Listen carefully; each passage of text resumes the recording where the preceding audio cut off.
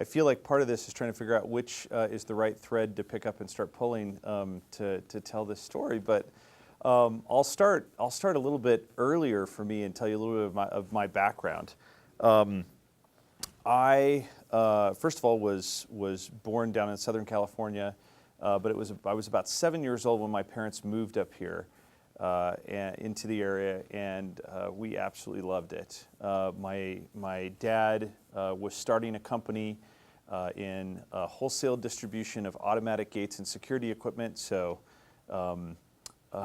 it was a just great place to grow up. And at the age of 12, I started working for him in the afternoons after school.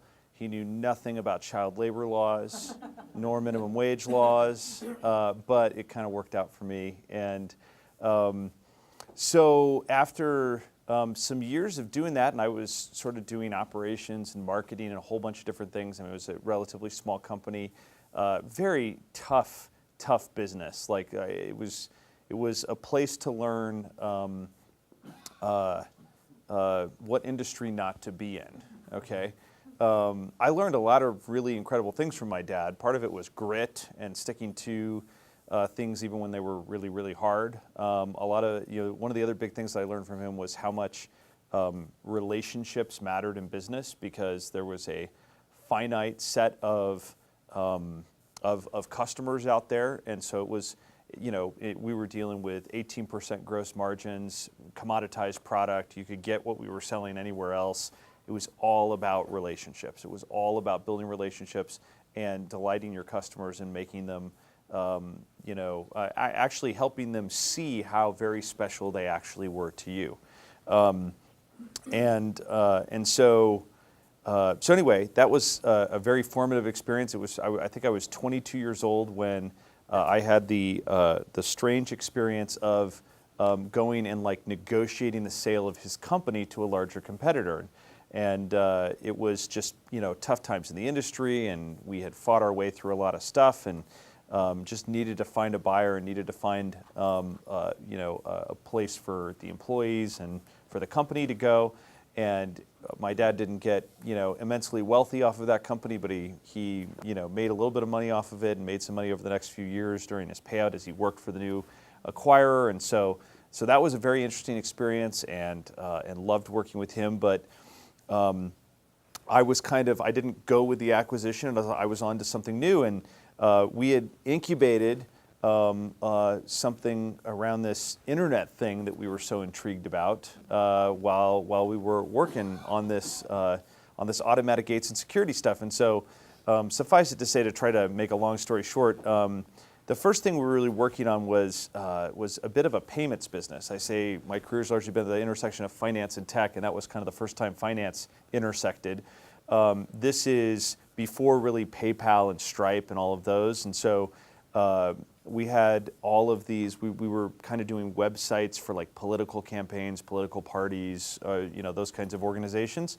And they wanted to raise money online. So they just watched John McCain beat George W. Bush in New Hampshire in 2000, and he raised $1 million online by having johnmccain.com across his podium. And this is this new internet thing, and it just, obviously if you put a donate button on your website, $1 million is going to come in. That's basically what everybody believed. So those legislative candidates or candidates for governor would go in to again, no PayPal, no Stripe. They'd go into a bank to try to get a merchant account. They'd say, great, we're going to need 3 years of financials and a business plan. And they would say, business plan, in 7 months, win, lose, or draw, we're going to go out of business. And so that didn't sit so well with the banks. So they basically weren't able to get merchant accounts. So we probably broke every Visa and MasterCard regulation known to man. We stitched together 6 different merchant accounts, wrote all the software around that, did all the risk and the underwriting ourselves, and basically launched into letting them raise money online. And it was a fascinating business. I can tell you right now that if I'd had a product called Riskalyze at the time, I probably would not have taken that risk. But we managed to emerge from that unscathed and sold that for a modest amount of money to a larger competitor before it got too crazy risky. Sold that to focus on this other opportunity that had popped up to build, the idea. Well, I had seen this with my dad's company, as soon as we tried to like have another office and serve more customers, things got very, very complicated because, you know, this copy of QuickBooks couldn't talk to that copy of QuickBooks, and they didn't, you know what each other had in inventory and all those kinds of things. And so we were like, surely you could use this internet thing to try to make this work, right? And so what you should do is put all of this, like we're writing very rudimentary software in the cloud with, how many people know what Cold Fusion is, right? Like back in the day? Okay, there you go. So like even I can write Cold Fusion code. How about that? But anyway, we were writing rudimentary software in the cloud. We're like, clearly we could like do this and do this for real and put business ops software for distribution companies into the cloud. Mind you, nobody had invented the word cloud yet, or SaaS or anything like that. I think we called it web solutions or something like that. But nobody really understood what it was. And it was, you know, mind you, I don't want to minimize the fact that we made a ton of mistakes along the way, but it was also just ahead of its time. You know, this is 2005, 2006. We went and tried to raise capital and could not find a single VC that wouldn't reply to us, dude, this market is over. Like, it's called QuickBooks, it's sold in boxes, like small businesses are not interested in putting their operations on this internet thing. Like, not gonna happen. So, you know, lo and behold, you know, it was probably 2009, 2010, timing is everything. In 2009, 2010, when VCs actually started funding that kind of stuff and the technology kind of, you know, got over that curve and started to work. And so in any case, our timing was off, didn't really work, so that company, you know, just sort of didn't go anywhere.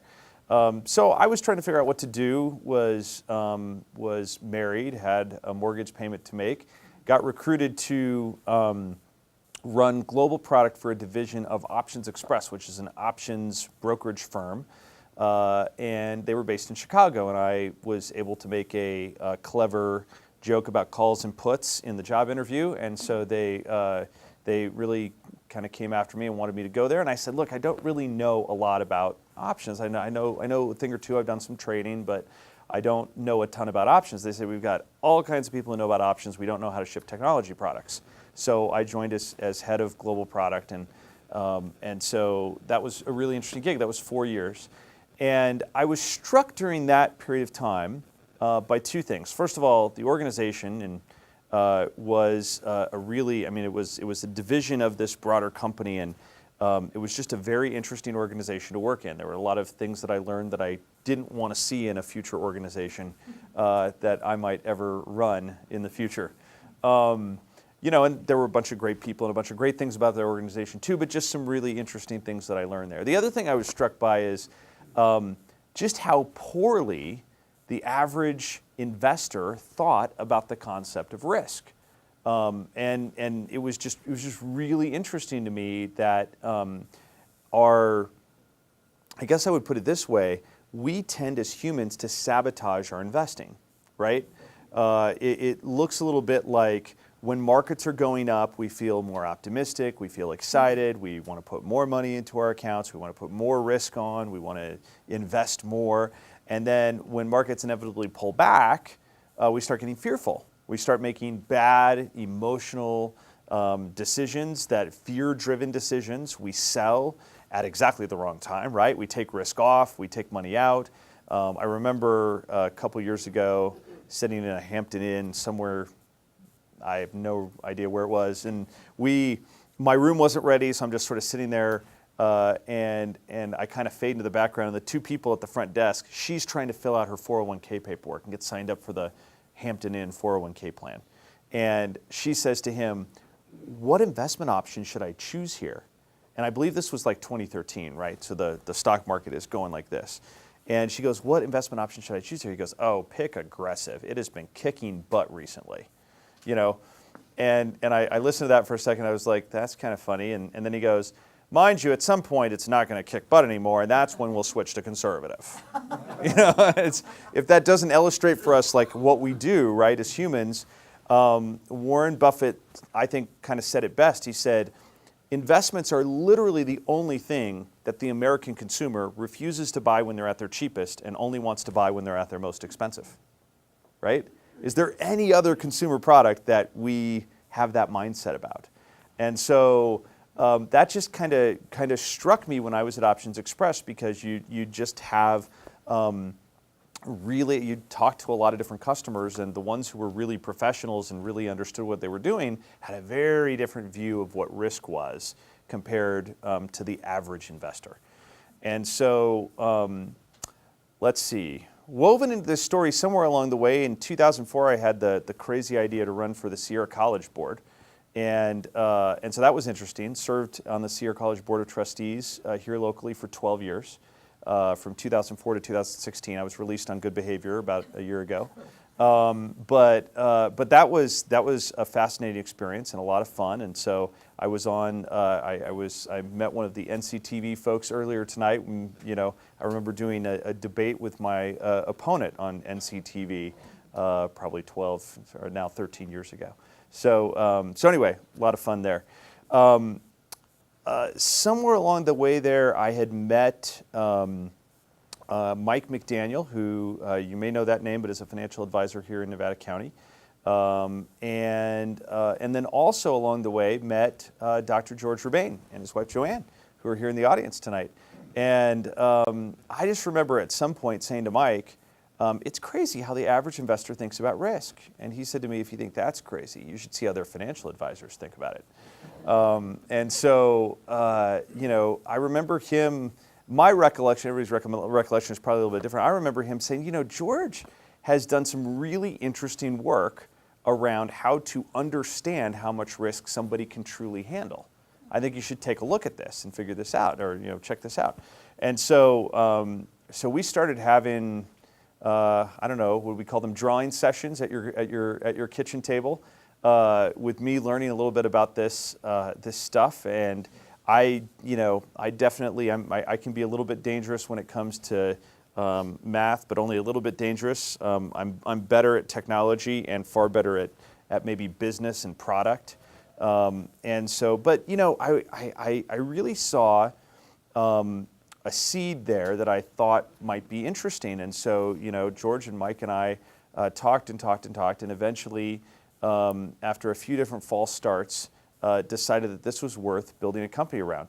The slightly longer version of that story is that I actually at some point said, I don't really think that this is going to work from my perspective. We couldn't quite find like the right engineer to work on it or whatever. And so, I just sort of gotten drawn off to some other things. And Mike kind of had the vision to stick with it, and said he went and found, what he actually did is he went to his brother, who was a physics teacher at Nevada Union High School.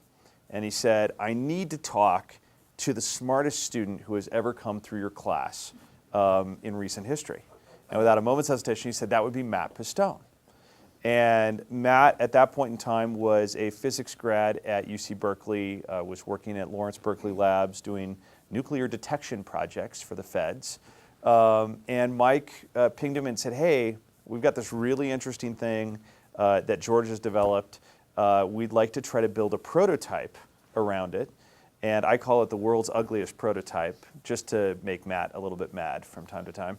But he built this prototype, and so, to make a really long story short, I was at dinner at Mike's house and said, hey, what's been going on with that risk thing, with George and you? And he said, I hoped you'd asked. We built this prototype. We actually went through it and looked at it, and I was pretty excited by what I saw from a working prototype of the technology. So Matt, by the way, is now our Chief Technology Officer.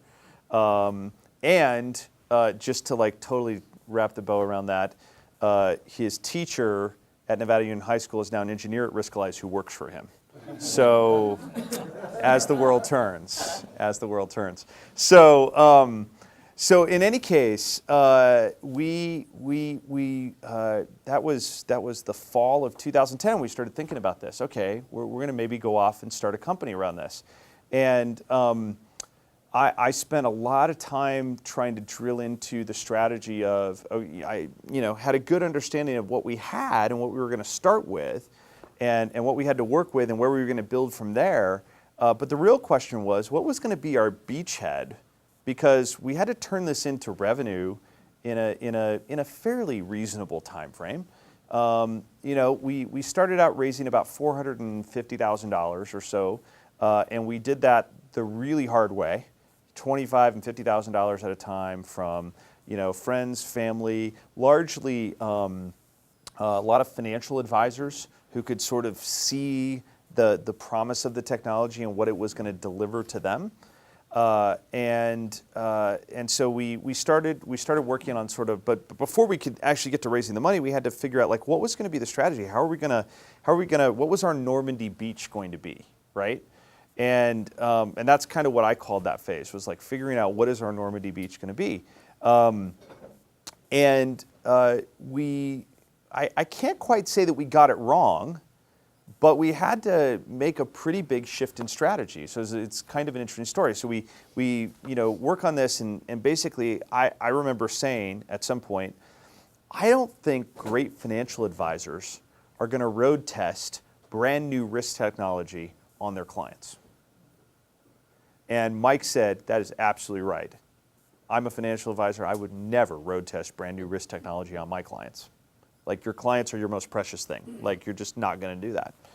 And so I said, well, that leads me to say that we should start over in the self-directed investing space, that we should apply this technology to like $25,000 E-Trade guys. And let's build like a free version for the web. We had all these visions of it going viral in different ways, right? And that was especially the craze in 2011 and 2012. And so we said, we'll figure out a social component to this that'll be interesting, and we'll go, to these like $25,000 E-Trade guys. We'll help them figure out their risk number. We'll help them figure out how to transform their portfolio into alignment with their risk number.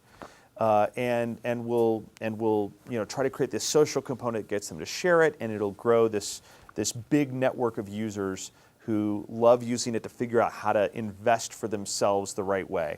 There were these robo-advisors out there like Wealthfront and Betterment, and they were kind of in their earlier stages. And we just said, we don't want to get in the business of trying to actually be the advisor or actually take custody of the money or do any of those things. Like, let's just give them a guide to doing it, because if we can do that, this is going to be really valuable technology to one of those big 5 discount brokers. Because those guys, I know TD Ameritrade's numbers the best, 93% of their funded self-directed accounts haven't executed a trade in the last year. And with interest rates, 93%. So they're getting all their revenue basically from 7% of their customers. So we said, with interest rates where they are, like, they can't make money on cash. They can't, like, basically they need to find a way to activate and monetize that 93% that have money sitting in their accounts and they're not trading. So we can actually generate the right kind of activity in those accounts by applying this technology to the problem.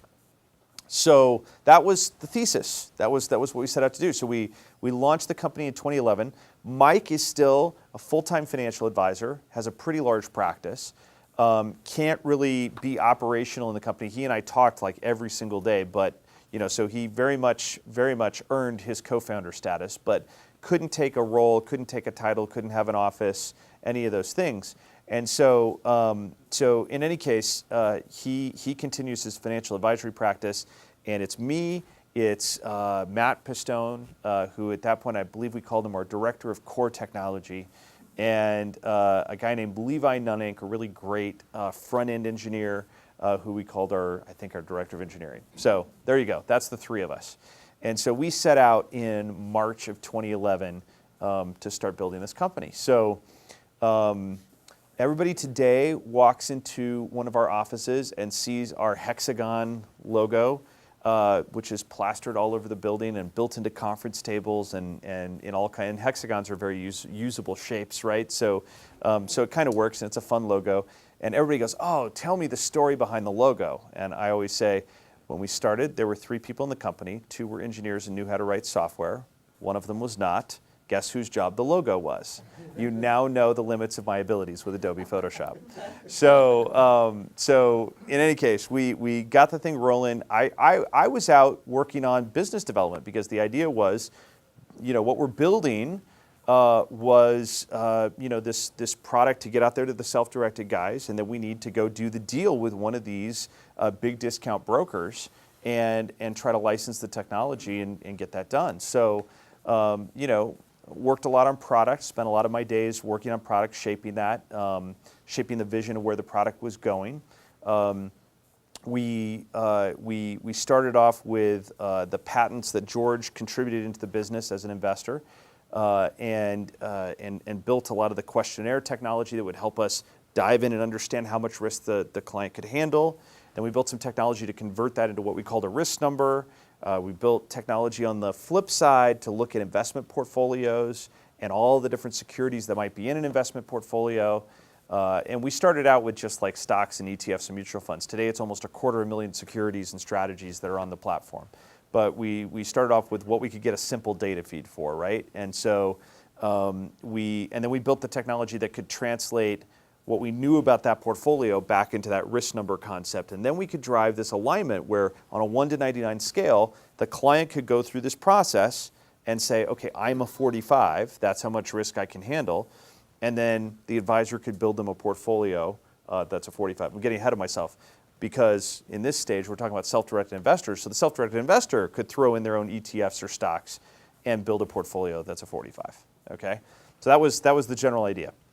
So we're building all of that out, and we launch in basically the beginning of 2012. So we spent 3/4 of a year really just building out the core technology and building out the product. And so we launch at the beginning of 2012. And 2012 was our year of successful failure. And I say that because the success part was we really knew we were onto something from a product perspective. We got great PR, New York Times, Barron's, NPR. We had users come in and build $2 billion worth of portfolios on the platform during that year. The failure part was the monetization, right? Like trying to figure out that deal. So it was a very, very interesting year. Huge struggle. And it looked a little something like this. Like first of all, Schwab, Fidelity, and Scottrade all dropped out in short order and just were like, we don't work with outside partners for technology in our retail platforms. We just don't do that. In hindsight at that moment, I might have said, there's only 5 prospective customers for this technology on the face of planet Earth. This could be a problem. But no, we soldiered on and kept working. And so E-Trade was very, very interested. Spent a lot of time with the E-Trade team, both in Silicon Valley and in New York, shuttling back and forth, trying to get something to happen. E-Trade in 2012 nearly slid into bankruptcy. They were actually in like chaos as a company, and so ended up losing their CEO again, and so they just could not get a deal done. So that took E-Trade off the list. So then we actually get the deal with TD Ameritrade. Like we get a yes. This is interesting. We want to do this. This is cool. Let's do it. We're all the way, by the way, to Labor Day weekend of September of 2012. And so like we've been working all year trying to get the thing going, and we've had some great success with the product, but we are not having any, revenue is still, interest income on the money in the bank account, which is rapidly dwindling, and that's not enough revenue, just by the way, FYI. So we did $3 in interest this month, yes. So in any case, I fly to Baltimore where TD Ameritrade has an office. We're going to sit down and we're going to work out this deal. And we've got our champions there, we've got our detractors there, and we're partway through the meeting, and one of the detractors goes, "Hey, what technology stack are you guys built in?" And it was basically LAMP, right? So Linux, Apache, MySQL, PHP, but a little bit more complicated than that. So I kind of rattled off the technologies we were using. And I go, "Oh, no, like we're still in ASP Classic, and we're trying to do this, we're trying to do that. We're about to rebuild the whole thing, and so really, we would never connect this in with that. Like we're gonna have to finish." They called it Project Titan internally before we could ever build your technology into ours. we'll be done with Project Titan in 4 to 6 quarters. And that was, in big company speak, that means never, right? And so, so basically I walked out of there kind of empty-handed, and that was a long plane ride home. Somewhere, I still have the notebook page where I wrote at the top of the notebook page the quintessential question that Gene Kranz asked in the movie Apollo 13. What do we have on the ship that's good, right? and I was able to write 2 things. Really great core technology. We knew that was solid. We believed in it. And $2 billion of validation, right? We didn't have the $2 billion, mind you, but we had users who come in and built $2 billion of portfolios, $27,000 average account size. We were watching them in the analytics as they come back in and rebalance those portfolios and ostensibly go out and do their trades back on E-Trade or TD or whatever, and then they come back and do it again another quarter later. And so, we're watching this process and watching users latch onto this idea of the risk number. And so, great core technology and $2 billion of validation. So I remember, we kind of brought the team into the office. Mike joined us. It was on Saturday on the weekend, and the 4 of us sat down, and I just said, we've got 3 months of money in the bank. If we're going to go down, we might as well go down swinging. Let's rebuild the product for financial advisors, and let's see if we can get something to spark in the 3 months that we have left. So we set out to work and worked on rebuilding that product for financial advisors. And that was, again, Labor Day weekend 2012. Early October, we had a pretty ugly prototype of the advisor-facing product. And, we're just out there. We're trying to talk to as many advisors as we know, trying to see if you can, because I'll tell you what, the advisors who already invested in the company, they're not interested in becoming customers at this point, right? they're already, that was supposed to be the laugh track, sorry. But they're just sitting there going well, I've already written you a check for a pretty decent sum of money to me. Why don't we see some results? I'm not going to pay you for the product, right? So that wasn't where we were going to test out whether or not we had a product that would work for financial advisors. We had to go to advisors that we didn't know. And so we're trying to talk to some different advisors and trying to show this off. And it's a very rough product. It's just very, very rough. And in October, there is a conference that a guy named Howard Lindzen puts on in Coronado called Stocktoberfest. And there's a fairly famous financial advisor who goes by the handle The Reformed Broker. His name is Josh Brown. And Josh is on CNBC like every other day. And he's a financial advisor. And he was going to be there and was going to be speaking at Stocktoberfest. And so I just cold emailed, Josh out of the blue and just said, hey, I've got something pretty incredible I think you should take a look at. I'm going to be at Stocktoberfest. Do you want to see it? And, I tried to entice him a little bit with what it would do and how it would help his business. And so the email wasn't that horrible. But anyway, he replied back and he was like, oh, that sounds awesome. I'd love to see it. And so I scraped together $300 and bought a ticket to Stocktoberfest. And so went down to Stocktoberfest, and I have one mission at Stocktoberfest, and that is to find Josh Brown and show him this product, right? He actually wrote a hysterical blog post on his blog kind of retelling his side of that story, but he's just I didn't even remember sending the email back that, yes, I'd like to see it, but there's this guy following me around the conference trying to, and I'm like, yeah, we'll do that a little bit later. Yeah, sure.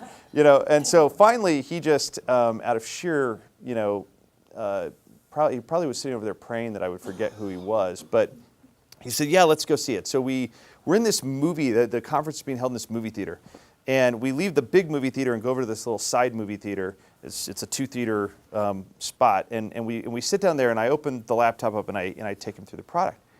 And, Josh is your quintessential early adopter, right? So he saw it, and he saw the vision for what it was, and he saw what we were going to do with it rather than what it was right in that moment. He was like, wow, I've never seen anything like this before. This is incredible. He goes, I want to buy it, we want to use it in our firm, and I want to help you grow it. And I said, awesome. And I'm just like, the dog caught that fire truck, right? And we walked out of that theater, and I mean, he's like going up to people, he's like, this guy's product is awesome. And the guy's like, sir, I just sell popcorn here, so that's Josh, and he's just very passionate and very excited, and he was excited about it, and so anyway, he was true to his word. They became customers shortly thereafter, which it was kind of nutty, but that just that kind of began our path. And I was able to go back out to the investors before the money ran out and just say, hey, look, like here's where we're at. We got some smoke. We don't really have fire yet, but we got some smoke, and it looks pretty interesting. And Josh joined our advisory board and was a slide in that updated deck. And our investors, to their credit, stood behind us. We still had a brush with running out of money, I think, in February 2013. Another good friend of mine stepped up and said, hey, listen, I believe in this. Like, let's get this done, and pumped it enough to keep us alive. And so we just kind of fought our way into March of 2013. We have maybe 10 or 15 customers. And, mind you, this is a product we're scraping. We called it our charter pricing. It was $495 a year, or something like that. We just felt like the only economics that would work were something more like $99 a month, and we knew it would be tough as it was on a $1,200 ACV to make a real business work. But we, so we limped into like March, and we said, okay, we got to like get really serious. We've been doing some demos and some different things and setting up meetings with advisors, but like we've got to figure out what's going to get us over that hump. And we were just trying to listen to customers and ship features that made sense, that fit the vision, right? We weren't just running out there doing everything that customers said, because it would have been a Frankenstein doll by the time it was done if we did that. That's still true today, by the way. But we just tried to listen really carefully to what customers were saying, listen to what their interests were, and figure out what made sense in the context of the vision that we had for the product and for the industry. And we were just building that as fast as we could. And suffice it to say, March of 2013, we rolled this one dumb little feature out of beta. Well, we rolled the whole product out of beta, but it largely was marked by the release of this dumb little feature. And the dumb little feature was we were making advisors hand type their portfolios in, right? So it took a lot of time. We didn't have time to build integrations into these financial services firms. By the way, these financial services firms would never have let us build integration into them, because we're this tiny little podunk 4 employee startup, in California. So there's no way they're going to let us do that. So we're like boxed out of this industry. So, came up with this idea. I said, hey, it's not that hard to read like an Excel file or a CSV file, right? And they're like, yeah. I was like, well, all these different platforms have an Excel report that you can drop to the desktop. So what I really want is I want drag and drop. I need you to build a little target in the web window so that the advisor can drag and drop the Excel file into the window. Can we do that? Yep, we can do that. Okay. So, we went back to every advisor we knew, and we just said, literally go into your custodial platform and go to a client and hit export, then open the spreadsheet, delete everything that's, change everything that is personal about the client, so you're not breaking the rules, and then email us that spreadsheet. So we got the sample formats of like 25 different custodial platforms and wrote the converters for them, and we called this, in a feat of great marketing that I don't know that we'll ever repeat again, drag and drop integration with over 20 custodial platforms. And drag and drop integration, okay? And we would show them. We would say, so you go into LPL BranchNet and you click this button, it drops this file, you grab the file, you drag it in. I'd show them this on the demo, right? You drag it in, drop it right here, and bam, like they built it, like as soon as you drop the file, within 2 seconds, the portfolio popped on the screen with its risk number. And the advisor would just go, whoa. This shows you a little bit about the state of technology in financial advisory world these days, right? that feature, we rolled that out, and the company just kind of took off like a rocket. So that was 2013. You know, big handful of customers, 4 people in the company, and we ended the year with, I think, 380 customers, but growing like a rocket. I think the following year we ended with like 2,600 or something like that. You know, so we've gone from 4 people. I think we ended that year with about 10. 2014 dawns, and we are running out of space. We have 10 people in our shabby little concrete bunker of an office, and it's time to get some more space. So we go and lease some space in the Bank of America building in downtown Auburn, about 4,200 square feet. We're like, guys, we can fit 25 people into this building. This is headquarters for life. And so we signed a 3-year lease on that building. 51 weeks later, we moved out. And so, you know, fortunately, one of the things that's been really fortunate about our growth is we have always been a little bit of a fast-growing fish in Auburn's pond. And I think there's a lesson in that, and I'll come back to that. But suffice it to say, for example, we were able to find the next building where we had more space, and they were desperate to find somebody like us who was growing and needed that much space. And they said, yeah, we'll take over your lease for the last 2 years on the other space. So, you know, some of those things work themselves out. But yeah, from 4 to 10 to 25, maybe to the 60s, then to 90. And so we ended 2016 with about 90 people, and we're in this year with now about 210 people. And so it's been a wild ride for the last 4.5 years since that kind of took off in the beginning of 2013, or March or April of 2013. And so, you know, I will just say, like, there's a couple of things that we've learned along the way. First of all, I got to tell you, everywhere I go, I travel a lot for the company. I'm the person out on the road, meeting with customers, meeting with partners, meeting with, you know, doing a lot of speaking at conferences. One of the questions I get all the time is, why would you start a technology company in Auburn, California? And I always reply, because I lived there. And you know, they did invent this thing called the internet, which is supposed to make the world a lot smaller, right?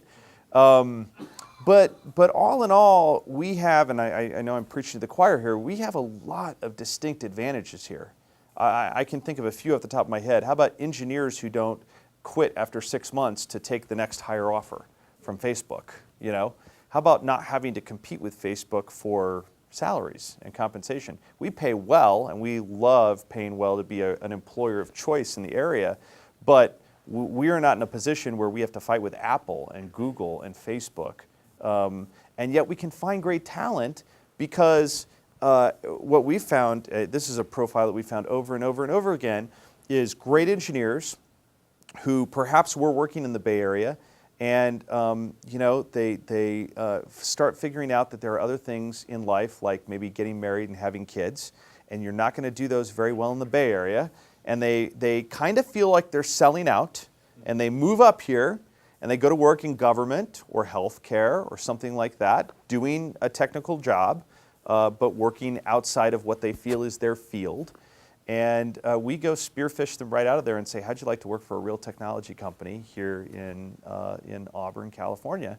And that has worked really, really well for us. So we found immensely talented people in this area. We've never had a problem with engineering talent. You know, we certainly have great sales talent, great support, customer service support talent from that perspective. So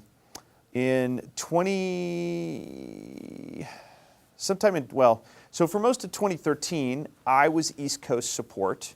That meant that in the morning at the gym at 5 a.m., I was on the elliptical typing on my iPad, you know, answering customers' questions. And when I stopped walking on the elliptical because I couldn't type fast enough, I knew that it was time to add some East Coast support. So we added one East Coast employee who was going to school up in New York. And that was, I think, for kind of like most of 2014. But we decided it was time to grow that, and so we originally thought we'd put an office in New York City. We had an employee there, so that's where we'd start. We started looking at prices there, and we said we were not going to put an office in New York City. And so we started looking for where we were going to put our East Coast hub, and settled on Atlanta, Georgia, and that has been fantastic for us. So we built an office there. Originally, it was going to just be sales and support. And ultimately, we started hiring great engineers there too. We're sitting right next to Georgia Tech, fantastic talent. And so it has really brought us a lot of diversity of thought and perspective into the company. And that's been great. So we're now about 135 people in Auburn, and about 65 people in our Atlanta office. Just flew from there this morning for the holiday party and the move into new space. And so we just took a floor on the Bank of America Plaza building there in Atlanta on the Atlanta skyline, which is kind of cool. And so we've got about 4 times the space we had before, lots of room to grow there. And I don't know how much further, I mean, we'll see. Remember when I signed the lease for the headquarters for life for 25 people, so I have no ability to predict how many people we'll have in any given place. But we don't know exactly how far we'll grow, our Auburn operation from here. We're starting, I believe, we're told we're the largest employer in the city limits of Auburn right now. It's kind of interesting, but it's also just an illustration of opposites, because we are a very small fish in the pond of Atlanta, and we're a pretty large fish now in the city of Auburn. To give you an idea, we now have 2 buildings in Auburn. We signed that lease for the second building earlier this year. And we signed the lease for the new Atlanta office that just opened. Yeah, I think it was like January. So it was like January this year. So we signed 2 leases like a week apart, the new Atlanta lease and the new Auburn lease. And we just moved into the Atlanta office yesterday, okay? Whereas Auburn, we moved in May. And the story of that is I was at the mayor of Auburn's home for a little reception for the new city manager.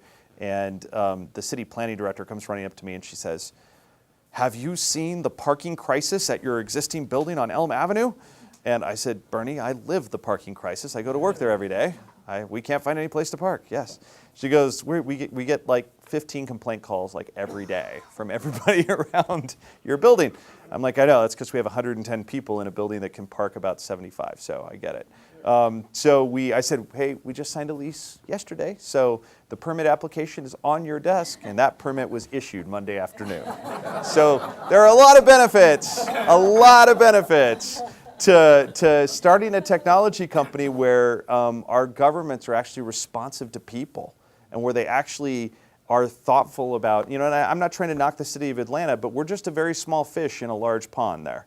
And my point is that we've just found every single time you find a disadvantage to being located where we are, you can probably flip that coin over and find a really great advantage on the other side.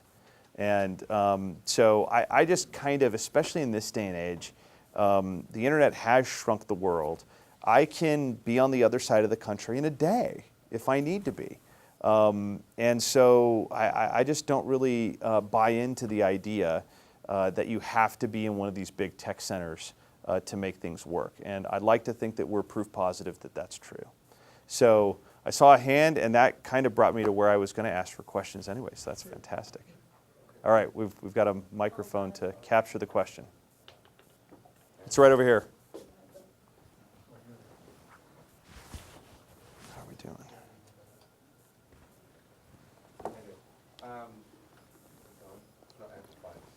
I can hear you just fine. It's probably just going to the camera. Sweet.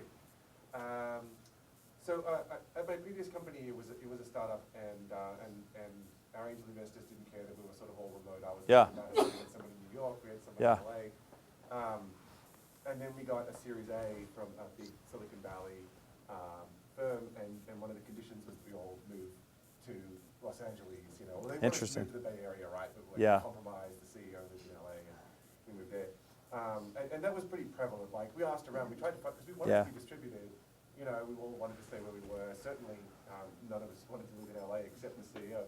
But do you see Having grown up there for the first 7 years, I can understand that. Do you see that perception shifting amongst?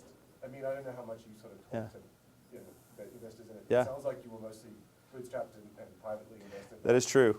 Not taking Series A's from VCs or whatever. But do you feel like that perception is shifting? Because what I worry about is people will create startups here, and as soon as they get successful, they'll leave. Gotcha. Because they're told to. So I think there's two pieces there, and that's a great question. First of all, we did, by the way, raise our first ever institutional capital in the fall of 2016. We raised $20 million from a firm called FTV Capital. Used to be called Financial Technology Ventures, and a really great firm, growth equity firm. So I would argue, this is not a knock on VCs, but most VCs, the business model is let's invest in 10 startups, and we need one of them to become a $1 billion company, and if the rest of them die trying, that's cool with us, right? Then you got your private equity guys who usually just like milk companies for cash, load on debt, do all that kind of stuff. Growth equity kind of sits in the middle, and it's like we're here to pour fuel onto an already burning fire. That's what we're here for. And so, their expectations are pretty reasonable. If they're watching this, they're very reasonable. No, just kidding. But their expectations are decently reasonable. They're economic investors who want to invest in businesses that are working, and so there's less risk for them. But they bring a lot to the table in terms of expertise. We have not heard any pressure from them to move to one of the big tech centers in any way, shape, or form. And I probably talked to 70 different firms in that set of discussions. Some strategic, some not, but all over the case, or all over the place. And I didn't hear that once. I will say, though, that I think there's a difference between moving to a population center, moving to a tech center, versus being distributed. Okay, we're actually, and it's probably not in vogue or a little bit contrarian, but we're, I look at a company like Automatic, which obviously does this distributed workforce thing. I will candidly say that I think that they're missing out on some pieces of collaboration. I think that we see it already between our Atlanta and Auburn offices that sometimes things are just tougher to get across, and sometimes things are just harder to get connected and make happen.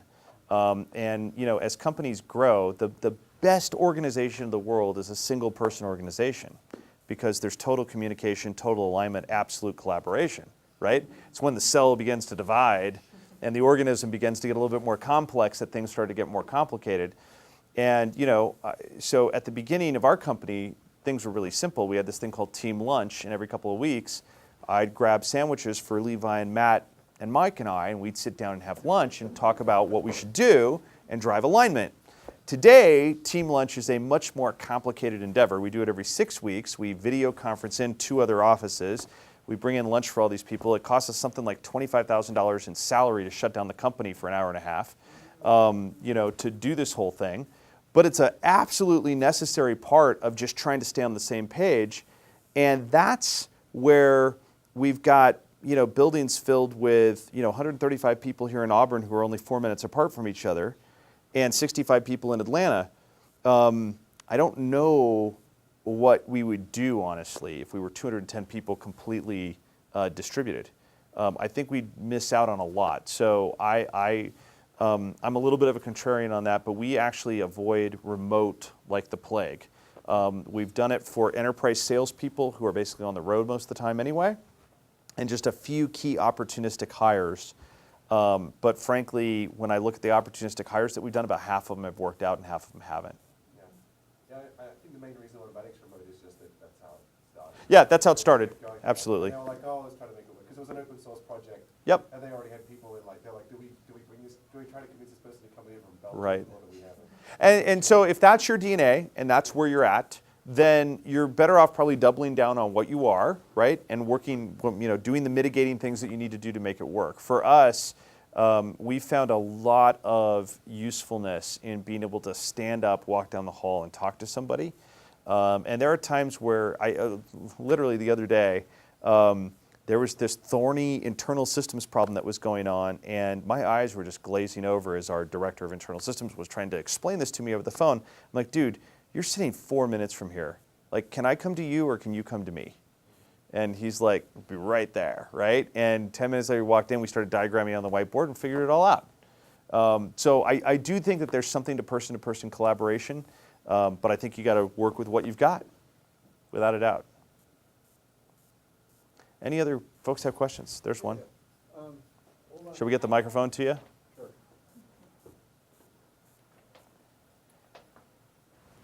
All right, so when I was listening to about how risk ledger works with financial advisors, Yeah.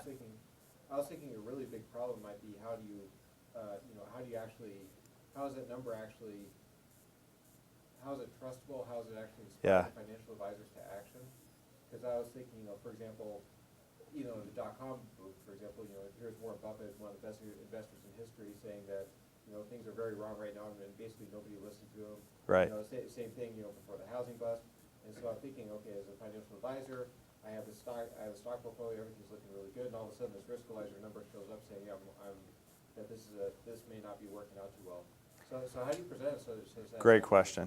Great question.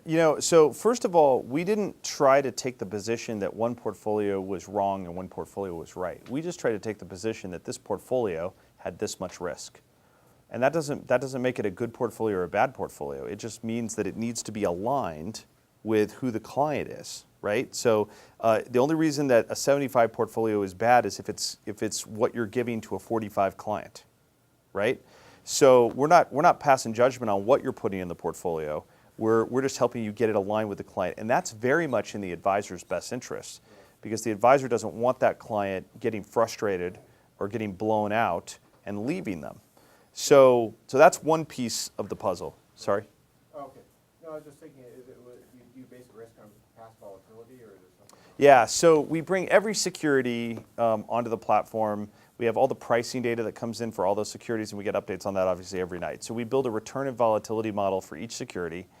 And then we do all of the cross-correlation analysis under the hood, because I'll put it this way, you could take two ETFs that were both 95s and put them together and they might be a 63, right? Because they might diversify each other in that way. So anyway, we do all that math, roll that up into a portfolio-wide risk number probability range. You have to do it all in real time because the advisor's making changes to the portfolio in real time, right? And then the other thing that's really interesting is that some securities are relatively new, right? So they haven't even gone through a bear market. So we had to build a lot of interesting tech to go back and model what they would have looked like in a bear market with sort of pattern matching, with data that we have. So we built all of that. So there's some fundamentals there that advisors do need to buy into. But the biggest thing that we innovated is we helped the advisor communicate and build a short-term framework to help their clients understand and react to risk appropriately, right? And so as a result, we help advisors every day take a fearful investor who makes bad short-term decisions and turn them into a fearless investor who makes really great short-term decisions. And as we all know, the way that we reach a long-term financial goal is one great short-term decision at a time. We don't lose 30 pounds, we lose 1 pound at a time, right? And that's the same way that we achieve those long-term financial goals. And so what's kind of amazing is, I genuinely, we serve over 20,000 financial advisors today. There isn't a company in our industry, to my knowledge, that has grown from 0 to 20,000 in as fast as we have. What that says to me is not that we're better than any other company that's come along before. It says to me that we've kind of built this movement, or I guess I would say this movement has kind of sprung up around our company. We call it the fearless investing movement, because for financial advisors, this has become about way more than just a tool that I use. It's become a way that I communicate about risk with my clients. And as a result, those advisors are seeing more and more success, and we have enterprise partners who have gone in and said, half of our advisors use you. That half grew their revenue $34,000 more than the half that didn't use you for a product they're paying $1,500 for. Right? Like, that math is really simple, because they grow, they retain, et cetera. Yeah. Wasn't there a new law, Dodd-Frank, which affected the financial Dot, Did it affect your program, your service? yeah. Dodd-Frank didn't have a big impact on advisors. It was mainly focused on banks. But where you might have seen some headlines around that was the new DOL, Department of Labor fiduciary rule. Yeah, okay.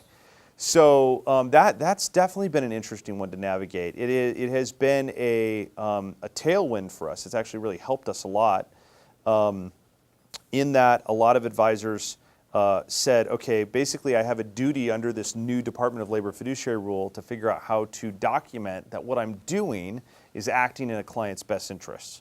The main thrust of the rule, what they're trying to do is they're basically trying to put brokers out of business. That's the bottom line. They're trying to put commission-based brokers who sold financial products out of business. They don't, whether you're on that side of the political fence or not, like the Obama administration said, we don't want that kind of business anymore. I think it's a mixed, it's an interesting question as to whether or not we should allow people to buy financial products in that way or not, okay? What is really clear to me is that the industry should not be allowed to muddy the water about who is actually a financial advisor acting in a client's best interest and who is selling a financial product. Like, we just need to be clear about that. I'm of the view, by the way, there's nothing wrong with sales. I don't look at salespeople. I do a lot of selling myself, okay? I just think that we ought to be clear about what our responsibilities are and whether we're a fiduciary acting in a client's best interest or whether we're a salesperson. Like, we just need to be clear about that. And the industry kind of muddies that water. And that needs to be cleaned up. But that was the goal of what they were trying to do with the DOL fiduciary rule. They produced a 1,000-page rule. Some of the best advisors that I know who are 100% pure fiduciaries who don't do any commission-based business. Most of them are in the middle, by the way, and they do a really good job of deciding when it's in the client's best interest to sell them a product like this versus when it's in the client's best interest to do a fee-based kind of investment. Okay, but there's a lot of advisors who go, you know what? I don't want the conflict. I want to be fee only.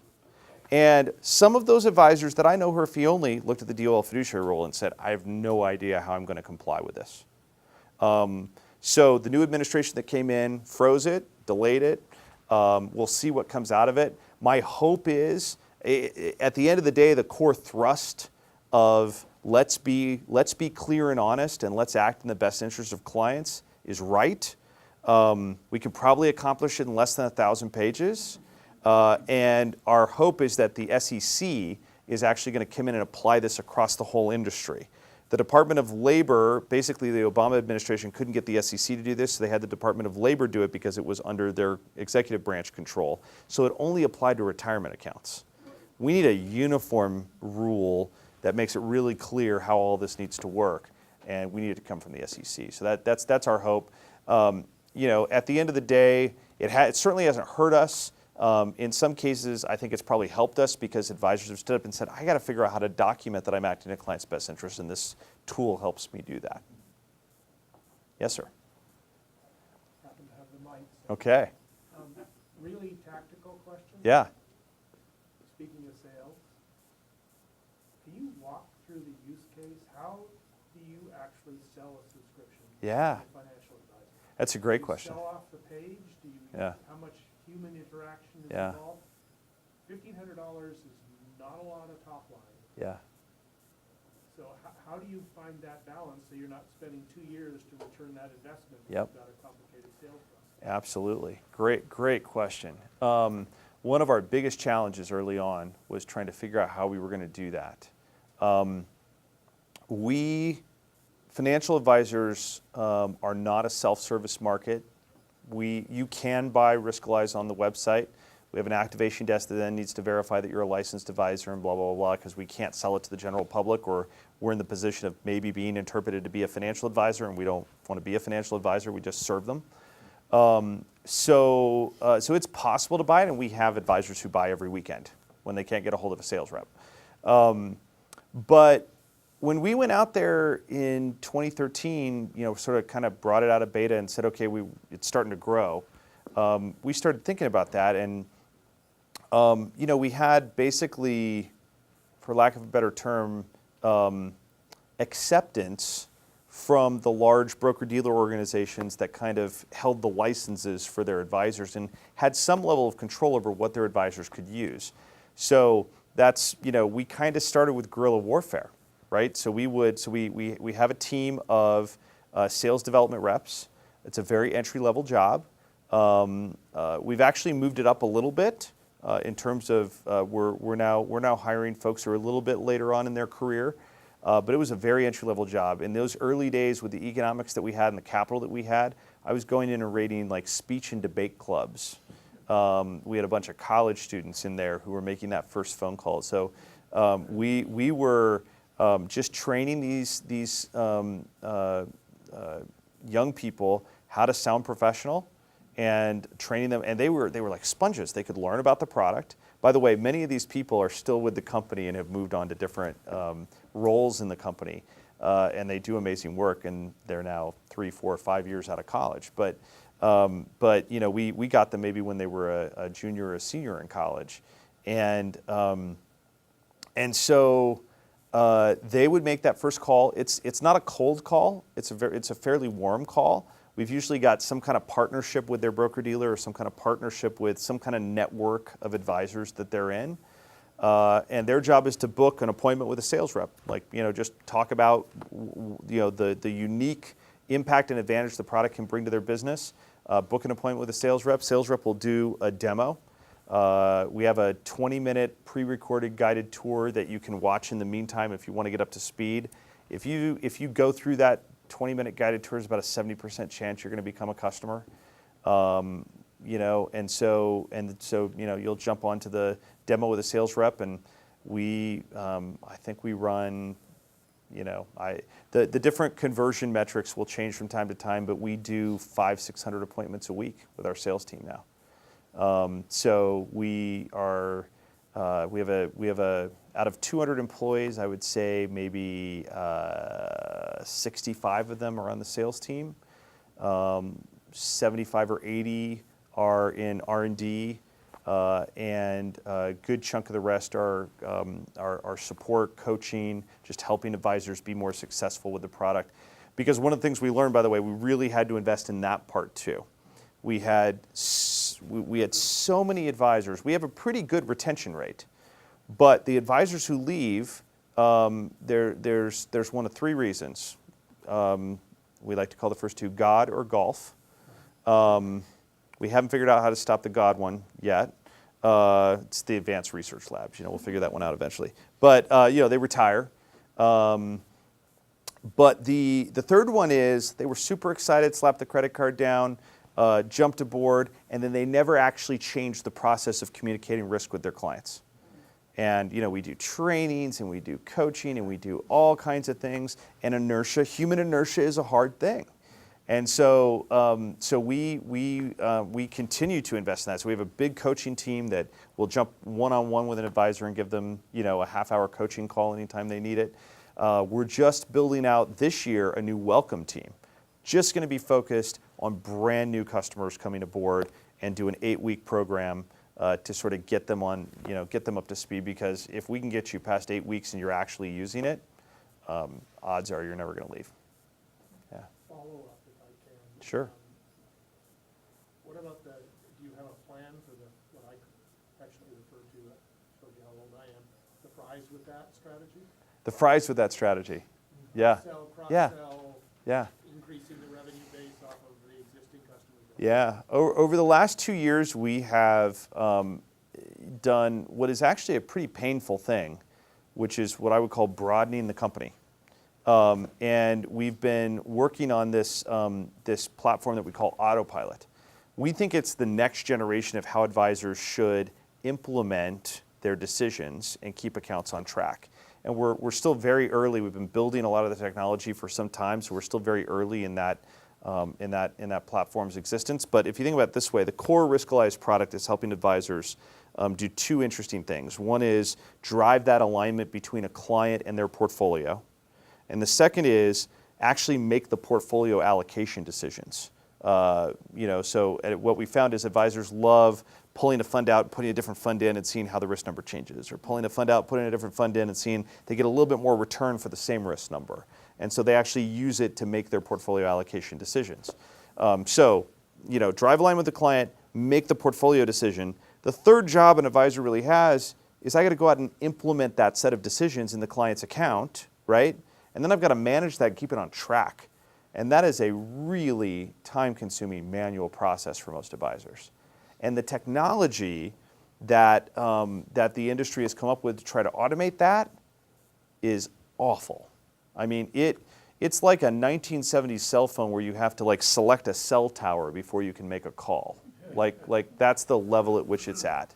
So we're still in the early stages with Autopilot, but we're kind of excited about that because, number one, it has the potential to 50x our impact on the advisor's business. And I think along the way, it has the opportunity to 10x our revenue from that advisor. And I think the advisor loves that multiple. Yeah. Your investors do too. Yeah, they probably will. Michael, So that, it's coming. oh, And then one more question, and then so with that new product, Yeah. did that come out of a process of some of your executive staff where you're trying to predict disruption coming from the industry? You're like, okay, what are our competitors doing out there? Yeah. What could, knock us out of the space? And so let's think about what we need, where we need to be in 5 years, 10 years. Yeah. I don't want to, I wouldn't want to lie and say that we never have those thoughts. But we're paranoid like anybody else, right? We'll wake up in the middle of the night and worry about things like that. But I will just say that one of the things we've come to realize is that we do our best work when we ignore what everybody else is doing. We do our best work when we are simply focused on the vision that we have for where the industry needs to go and should go, and we just build towards that. And that's where the greatest innovation has popped up. That's where the greatest response to what we've built has cropped up. And I will just say, anytime we've done something that, kind of didn't really take, we realized that I think we had our eyes too much on what other people were doing. And we weren't just focused on where do we think this needs to go?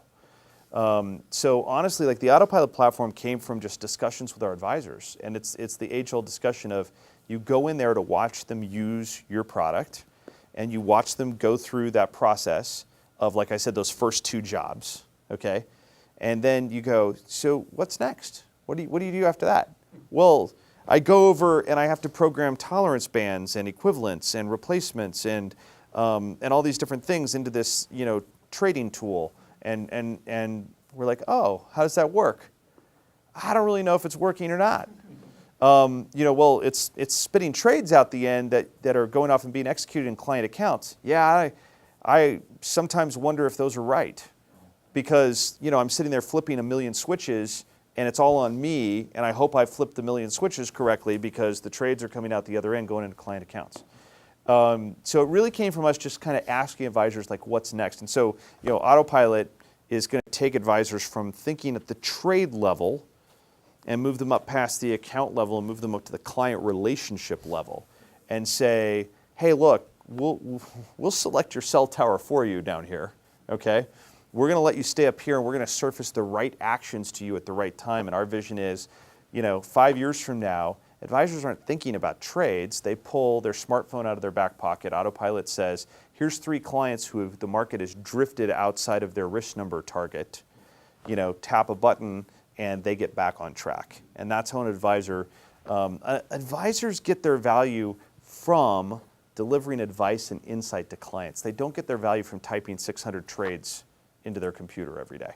So we think that's a vision that has legs and is going to power the company for the next generation. This has been a blast. Thank you all so much, and I will stick around for a few more minutes to say hi.